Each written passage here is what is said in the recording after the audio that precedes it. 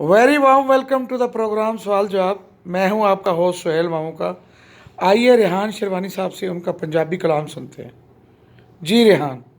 ਗੁਰਬਤ ਚੀਖ ਚਹਾੜੇ ਪਾਂਦੀ ਜਾਏ, ਜਿਹੜਾ ਸਾਹਮਣੇ ਆਏ ਉਹਨੂੰ ਖਾਂਦੀ ਜਾਏ।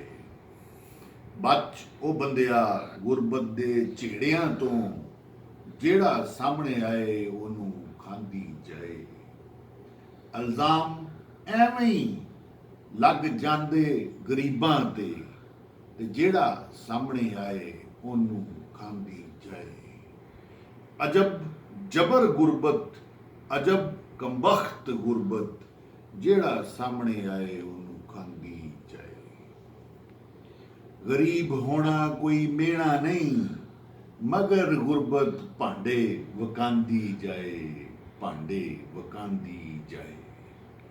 ਖਾ ਜਾਂਦੀ ਲਤਾਫਤ ਨੂੰ, ਖਾ ਜਾਂਦੀ ਸਕਾਫਤ ਨੂੰ, ਜਿਹੜਾ ਸਾਹਮਣੇ ਆਏ ਉਹਨੂੰ ਖਾਂਦੀ ਜਾਏ, ਜਿਹੜਾ ਸਾਹਮਣੇ ਆਏ ਉਹਨੂੰ ਖਾਂਦੀ ਜਾਏ। ਗੁਰਬਤ ਚੀਖ ਚਹਾੜੇ ਪਾਂਦੀ ਜਾਏ, ਜਿਹੜਾ ਸਾਹਮਣੇ ਆਏ ਉਹਨੂੰ ਖਾਂਦੀ ਜਾਏ, ਜਿਹੜਾ ਸਾਹਮਣੇ ਆਏ ਉਹਨੂੰ ਖਾਂਦੀ ਜਾਏ, ਜਿਹੜਾ ਸਾਹਮਣੇ ਆਏ ਉਹਨੂੰ ਖਾਂਦੀ ਜਾਏ।